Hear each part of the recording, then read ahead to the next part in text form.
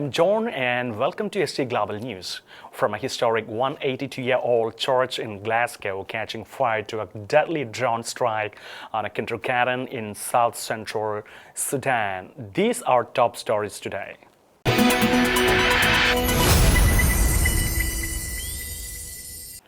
A historic 182-year-old church in Glasgow's south side has been badly damaged by fire, with part of the building collapsing. Fire crews continue to battle flames and Shawbridge Street remains closed. Authorities are investigating the cause. A historic church in Glasgow's south side has been severely damaged after a massive fire tore through the building in the early hours of Sunday, December 7. The blaze gutted much of the 182-year-old Pollokshaws Parish church on Shawbridge Street, causing part of the structure to collapse. Emergency services were alerted around 2:44 a.m., deploying free fire appliances including a high-reach unit to control the flames. The Scottish Fire and Rescue Service (SFRS) confirmed crews remain at the scene as of late morning, with Shawbridge Street closed to traffic while the fire is being managed. Authorities have not yet confirmed the cause of the fire, and investigation is expected to begin once the blaze is fully extinguished. Local residents expressed shock at the loss, with many noting the historic significance of the church in the community. The incident highlights the vulnerability of older buildings to fire and raises concern about the preservation of Scotland's historic sites. Ukraine's President Zelensky says Kyiv is seeking clarity from the U.S. after American officials held talks with Russia in Moscow. He meets European leaders in London today as Ukraine reviews a new U.S. draft's peace proposal. Zelensky insists that any settlement must rely on Western unity and sustain pressure on Russia. Ukrainian President Volodymyr Zelensky says Kyiv is seeking firm clarification from the United States after the American representative held discussion with Russian officials in Moscow, a development that has raised fresh questions around the direction of current peace efforts. Ukrainian President Volodymyr Zelensky has demanded clear answers from Washington after the U.S. representatives held talks with Russian officials in Moscow, creating fresh and uncertainty around current peace negotiations. He said Ukrainians' defense leaders are heading to Europe to secure stronger security guarantees, long-term military funding, and a unified Western stance. Zelensky described recent discussions with American envoys as constructive but difficult and expects a full briefing on what was communicated to Moscow and which part of the U.S. peace proposal may be revised. Zelensky will meet today in London with the UK Prime Minister Keir Starmer, French President Emmanuel Macron, and German Chancellor Friedrich Merz to review the latest US drafted plan, which Kyiv previously criticized as too favorable to Russia. Meanwhile, UK Foreign Secretary Yvette Cooper is traveling to Washington for talks with the Secretary of State Marco Rubio as diplomatic efforts intensify. Zelensky reiterated that lasting peace depends on Western unity, strong military backing, and sustained pressure on Russia. More than 1,000 pastors have formed what leaders are calling a spiritual army in Jerusalem.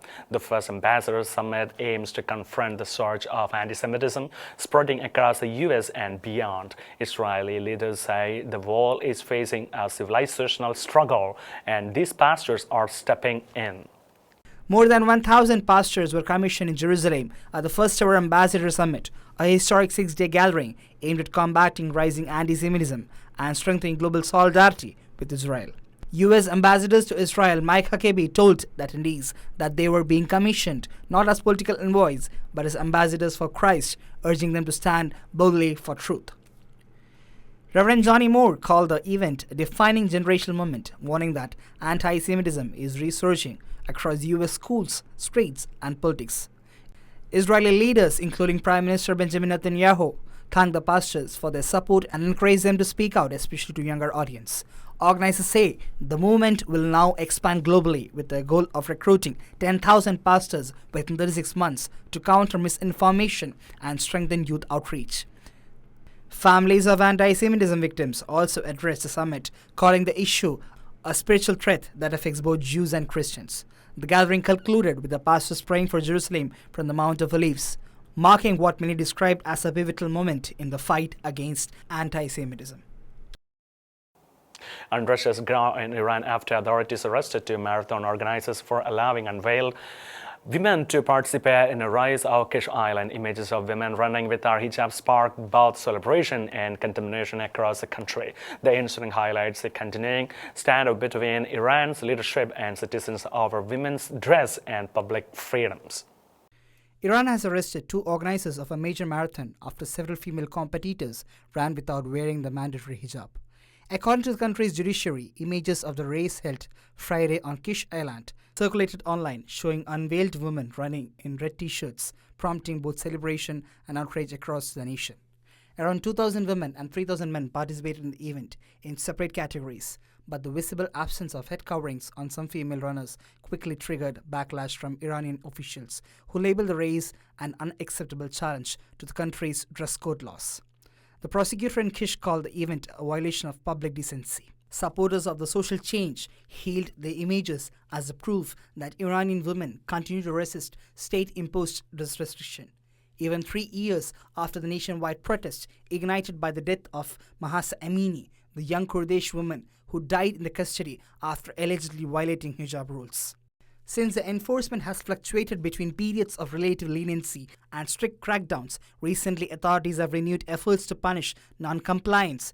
Iran's judiciary chief Ghulam Hosseini Mohseni Ejei announced a fresh campaign to identify what he called organized trends promoting immorality and non-veiling, instructing intelligence agencies to monitor public behavior.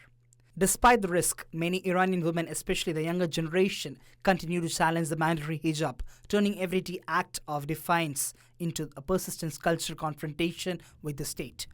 For now, the arrests reflect the government's determination to maintain control even as public pressure for change grows louder both inside and outside Iran. Pope Leo XIV sent his Angelus address and the second Sunday of Advent to remind the faithful of the urgent need to prepare for God's kingdom. Speaking to thousands in St. Peter's Sky, he reflected John the Baptist's call to conversion. He encouraged Christians to embrace Advent as a time of renewal, hope, and readiness for an encounter with Christ.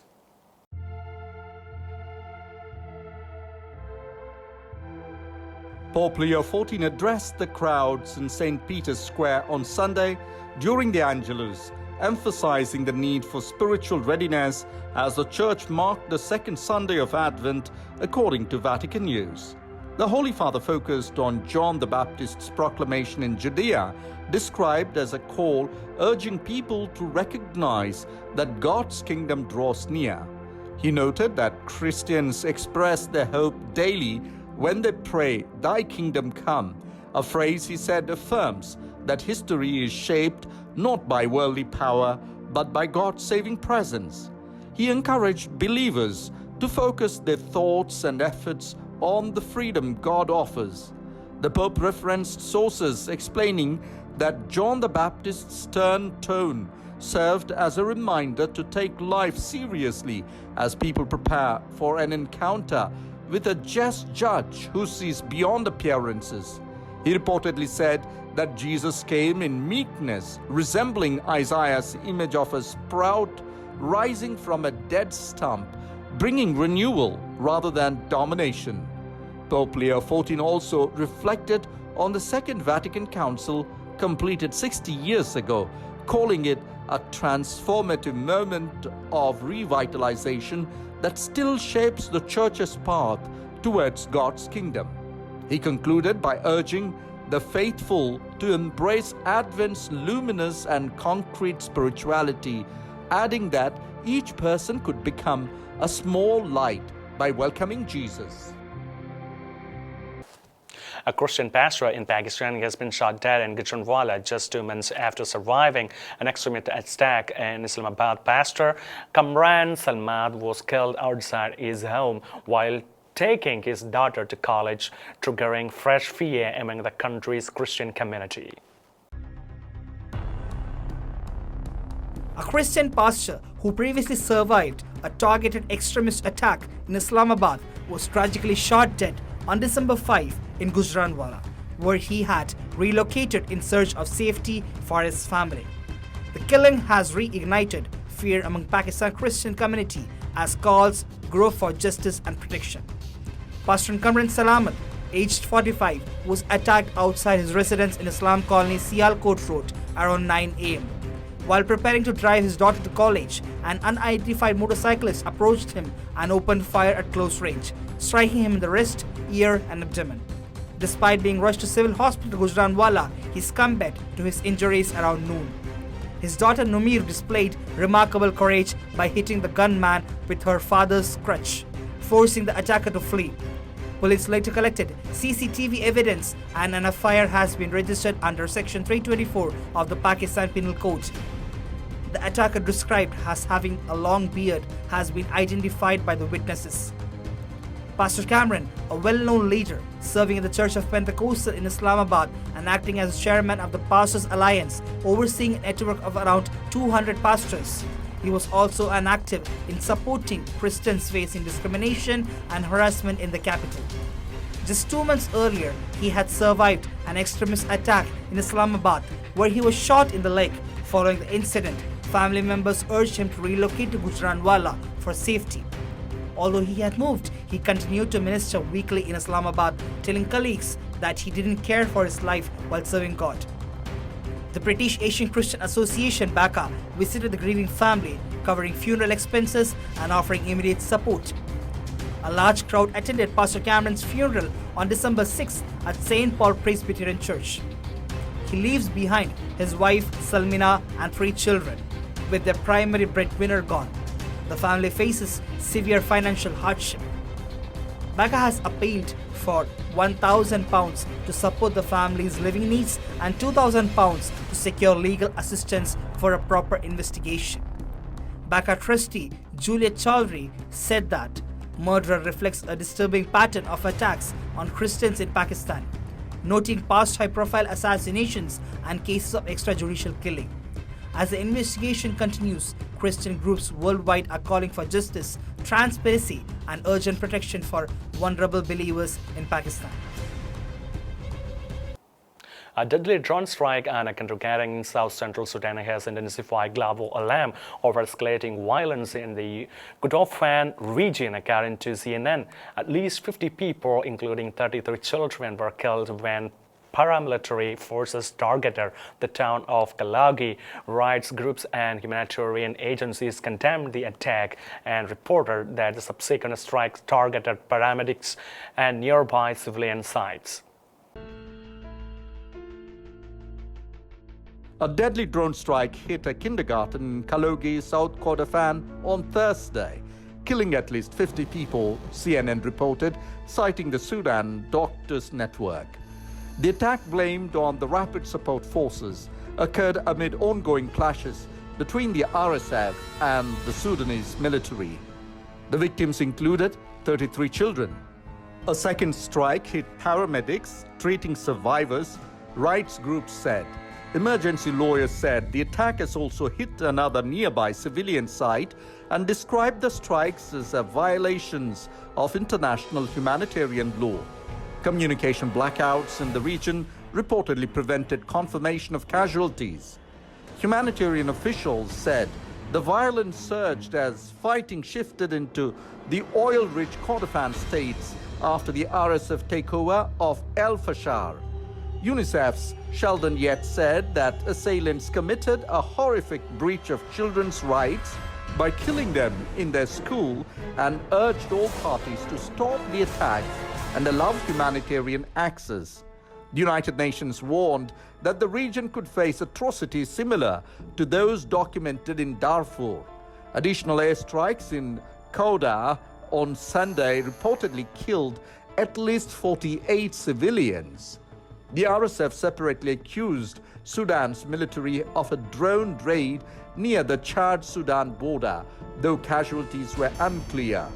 WHO figures indicated more than 40,000 deaths since the conflict began in 2023, though aid groups suggested the real toll was far higher. That's all for today. Until we meet again, God bless and thank you.